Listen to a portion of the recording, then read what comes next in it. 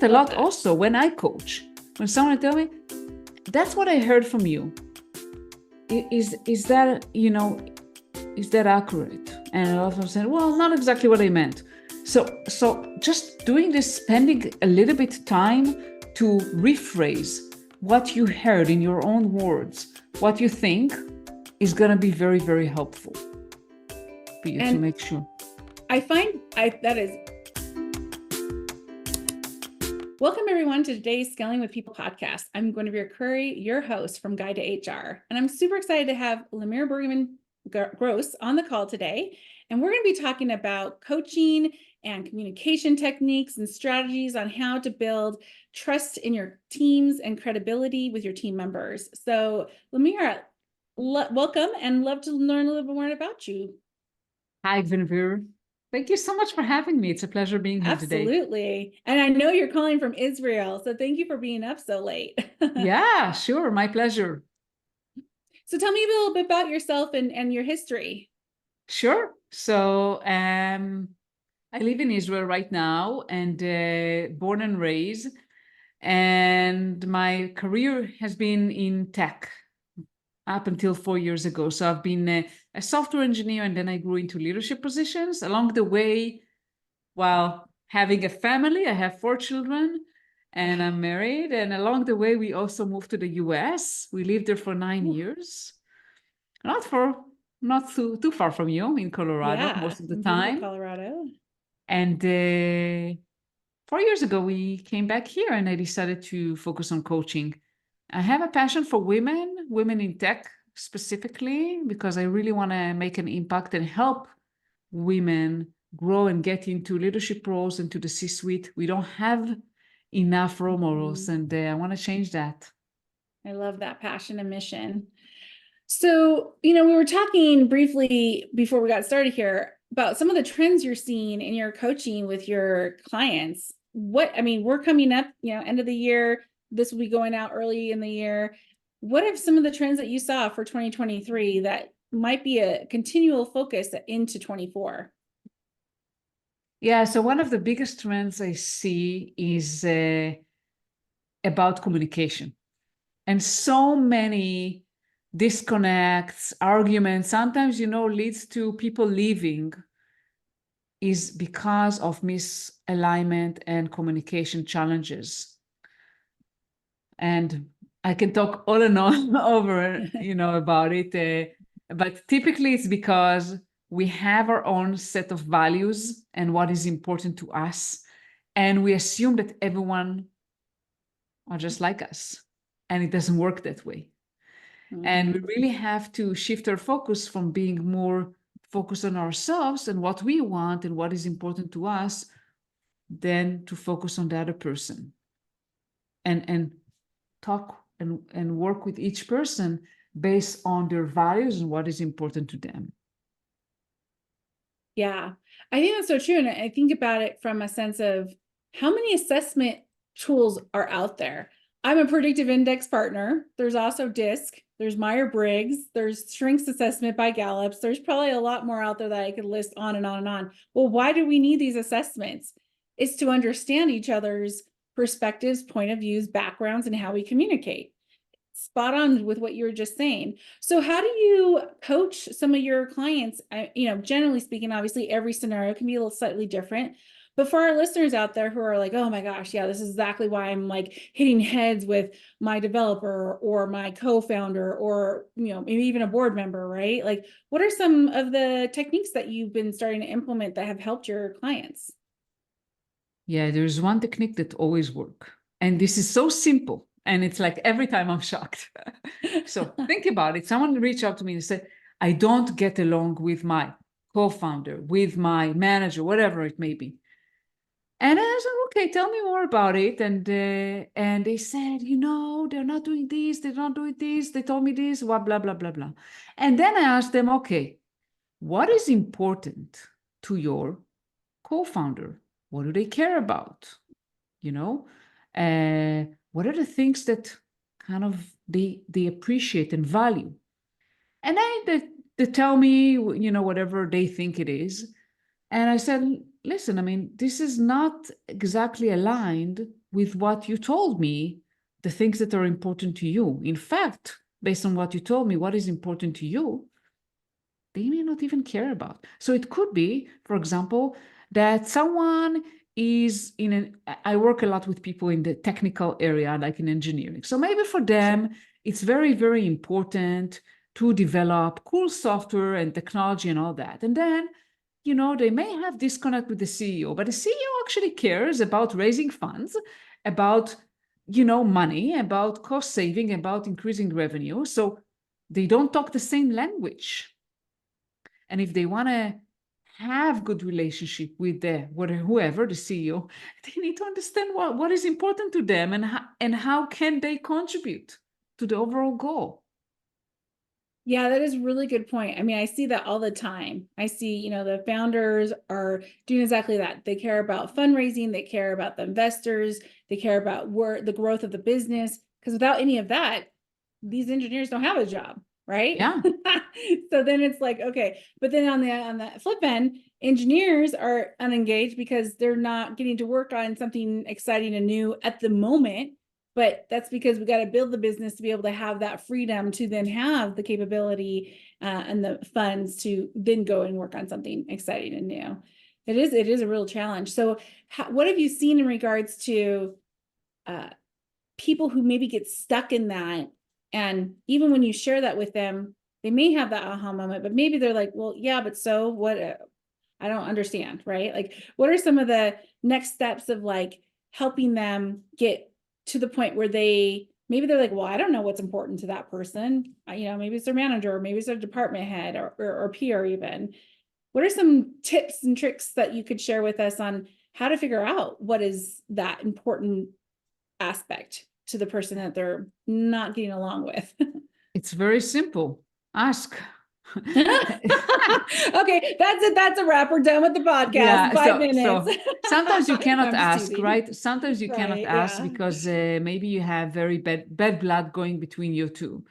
But a lot of times it's just trying to understand, because if you don't know, it means that, well, there is a communication gap and you need to understand where is it coming from. Sometimes it's just addressing like the conflict and saying, hey, I know we disagree. I know that we have a lot of arguments. I want to understand better, you know, how you see things.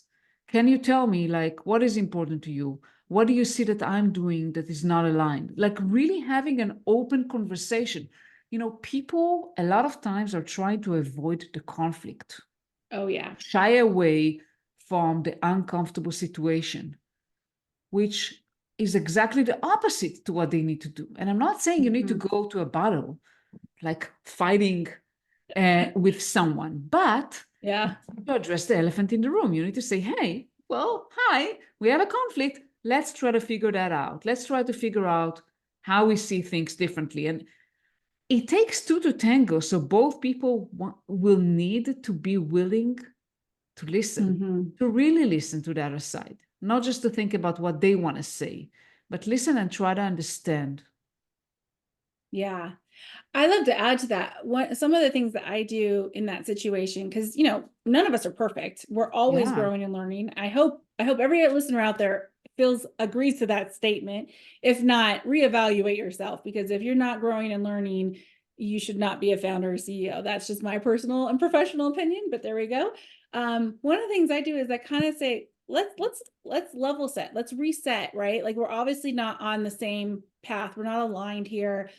Let's learn a little bit more about each other, and let's just kind of like start from scratch. And here's my perspective. I'd love to hear your perspective, exactly what you just said. But when I start the conversation with that phrase or that framework, it seems to be like a moment of like, all right, we're going to go into a safety zone here. You know, this is not about throwing mud at each other or tackling each other or anything like that, or putting each other down. It's like, I want to be a peer. I want to be a good worker with you. I want to be on the same page with you. Let's have that moment. And you're right. There's so many times when people they avoid that conflict, but it doesn't have to be conflict, right? It's uncomfortable, sure. And the more you do it, the less uncomfortable it gets. And again, if you start the conversation off in a way where it's, I'm not attacking you, please don't attack me, I just am coming here creating a safe space for us to have a human adult professional conversation about the situation. Let's learn from it, grow from it, and let's get back on the same page, or agree that we're not, and how are we going to work it out, right? And I know that, like, when people come to me in that way, sure, it's like, oh boy, okay, what am I going to get? I remember someone coming to me and they're like, that I was in an executive role. I think they were probably manager level. I don't really like look at it from that perspective, but I look at it from that perspective from their eyes, because so many people are nervous to go talk to their executives if they're not up here, right? And I remember this one person coming to me, would you be open to feedback? And I was like, oh my gosh, like, of course I am, but shoot, what are they going to tell me? How did I fail them? Like, I go all in these, but she's like, but I was like, okay, yes, I'm open to feedback. And she kind of set that space so that it wasn't about like, you're a horrible person, you did wrong, and I hate you. It was more like, hey, I just want to give you feedback for next time. And we had a really great conversation. And I really appreciated the fact that she took that time to help me grow as a human being. And if we don't give each other feedback, no matter what level and stage of life you're at, how can you grow? How can you know that you're presenting yourself in a way that you didn't mean to be, or in a light that you didn't even realize was shining on you? And so I definitely encourage those listening to get past that fear of confrontation and just create a safe space to have the conversation, not a confrontation. Absolutely, I agree with you. Yeah. Good. I'm glad.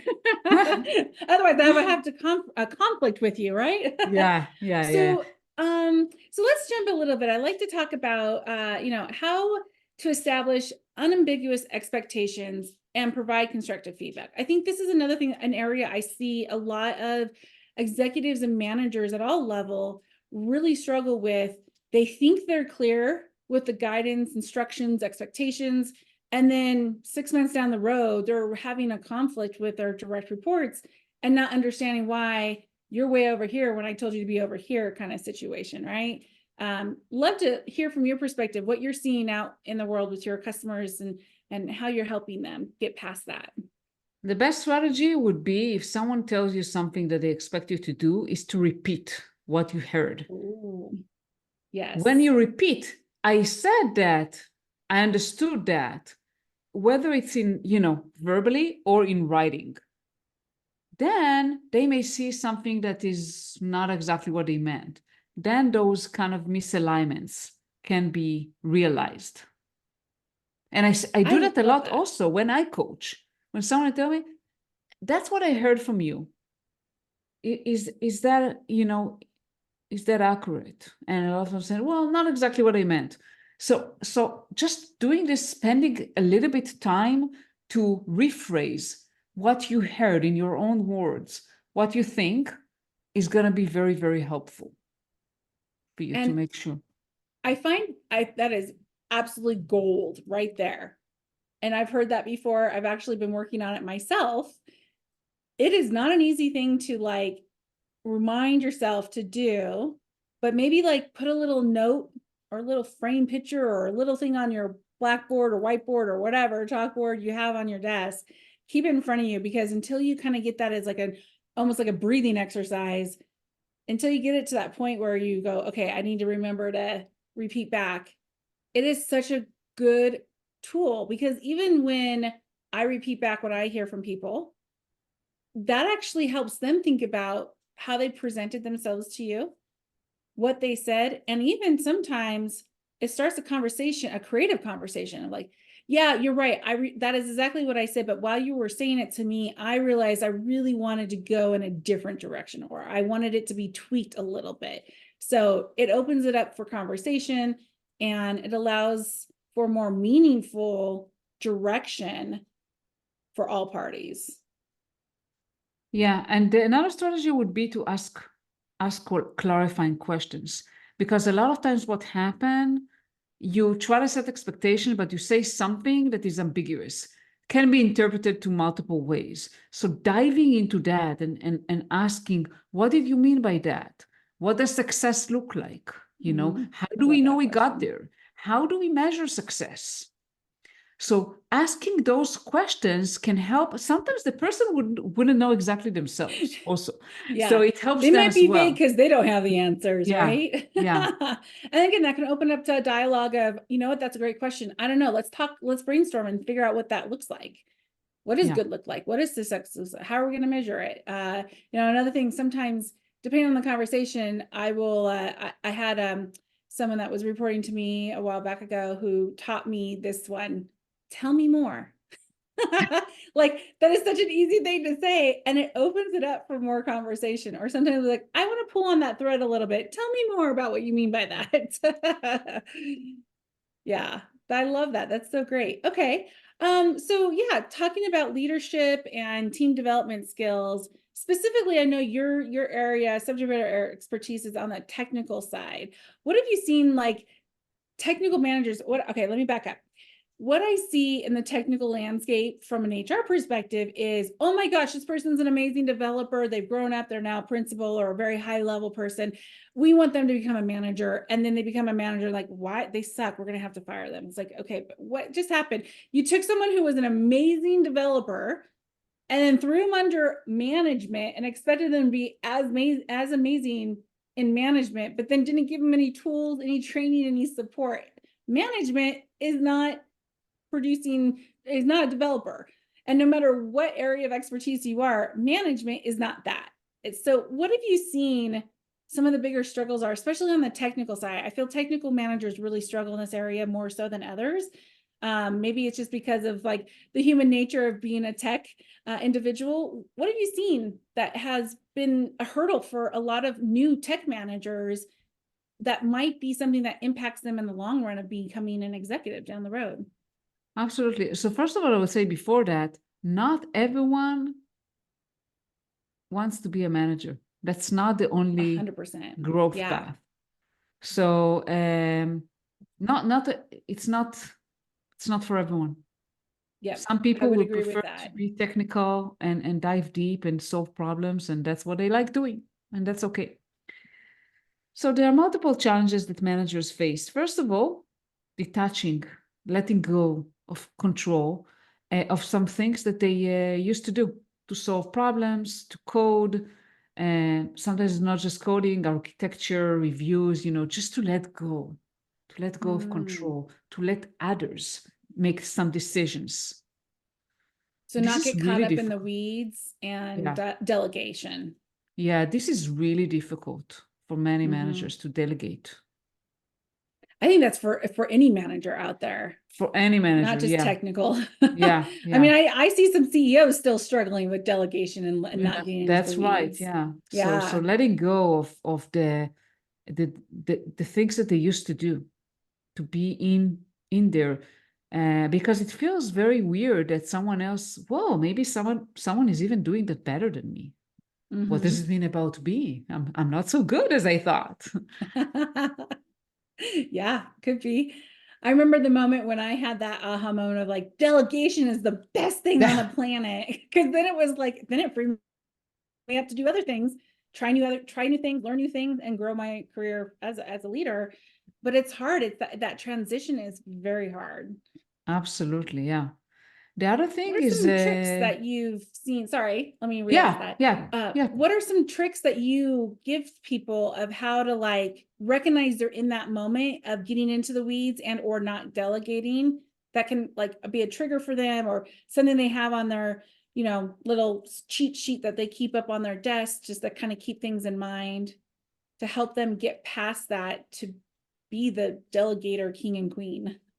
It's a process. First of all, it doesn't happen overnight. I Sure. think that several strategies that I do is that just asking them what do they do on the day to day, what are the things that they're busy with, and asking them, okay, what do they think they are expected to do as a manager? What value do they bring as a manager? And Yeah. well, sometimes it's about providing direction, guidance, helping others grow. And then a lot of time I ask them, okay, how the fact that you are whatever reviewing this bug, or how is that helping people grow? A lot of times it's actually preventing them to. And this is like usually the aha moment. So when I tell someone, well, actually, when you're solving problems, technical problems, you are prohibiting from someone else to grow as an engineer. And this is actually your job. Your job is to nurture the next generation, right, of engineers. Yeah. And it's like, I haven't thought about it that way. I just wanted to solve the problem. So Yeah. this a lot of time work, and sometimes we just go over, what is a good manager. Sometimes I ask them, hey, ask your manager, what do they think you should be doing? Because a lot of times they're not sure. Ask your team, what do they need from you? And then we go over, okay, let's see how that maps up to what you do on the day-to-day and where are the gaps. And again, it's not something that happens overnight. It takes some practice and time. It's a process. Oh yeah, for sure. One thing I've done in my past lives is I wrote down everything I was doing, not like super detailed, but like the tactical things, the strategic things, the management things, wrote it all down. And then I said, what are the things I really enjoy doing? What are the things that I shouldn't be spending my time doing? And kind of circled it around and played around with it. And it really helped me identify, oh, I should be giving this to that person. I should be letting this person do it. Oh, I'm not focusing enough on this area. How do I find time, give other things to my team to do it? And you're right. Us as managers, we can prohibit the growth of our employees because we're taking it on. So there's that fine line of like giving it to them and letting them own it versus it or kind of like hovering over, and there's like that moment of like, how young are they in their career? What knowledge do they have? Skill sets do they have? How much can you let them do it on their own versus you kind of being a shadow? So you got to learn that part too, but not a shadow where you're like telling them what to do, right? You don't want to be overbearing. Nobody Yeah. wants a micro manager. So there's that fine line too of learning how to give what the employee needs and build that trust that they're going to get it done. And then to the point where eventually you'll be able to hand off something and, when do you plan on getting this to me? Okay, great. And then, it's that date. Oh, you got it to me? Great. Okay, here's the next thing, right? So that's the ultimate goal, is to be able to let the person have free reign and empower them to do it on their Absolutely. own. Absolutely. Yeah. Yeah, there is one framework, by the way, that can help. It's called, I don't know if you heard that, situational leadership. Oh, yes. Yeah. So Yeah. that a lot of times I put that and say, look at that and see there are different kind of people, and it can really help you think about how do you work with individuals based on how motivated they are and how mature they are in their role, how much Yeah. guidance they need from you. And that can help kind of figuring out how to work with each individual, because every person is different. Yep, exactly. Yeah, I love that. Well, wrapping up, what are some of the last tips, tricks, tools, ideas that you have for the listeners in regards to just building that trust and credibility with the team members, the communication, and anything else that you come across in your coaching world? I think the last tip I would say that you really need to shift your focus from thinking inwards about yourself to think about the other person. Every person is different. And if you're not able to adapt your communication style to different people, you will have challenges with specific people. Usually we communicate very well with people that are very much like us, that think like us, that operate like us. And we have challenges with people that are very different from us. So your way to adapt and really shift your focus and thinking to what do they care about, what is important to them, how they like to be communicated, will help you build relationships with those people and trust. I think that's so important, not only in the world pre-COVID, but now post-COVID, with so many companies being remote, and even with startup companies always being somewhat remote, right? And different cultures have a huge impact on that perspective as well. So taking some time to understand the person's perspective just within their own culture is important too. Like, why is this person saying or behaving this way? Oh, because it's the culture of that country that, they're more direct than other countries that are more, take some time to get to the point. So I love that advice. Definitely is important to continue to grow who you are as a human being by looking outwards and learning from those around you. Well, Limor, it was so great having you on the call today. And for those listening, I hope you got several tidbits. I know I did. Thank you for your time and have a wonderful rest of your day. Thank you so much.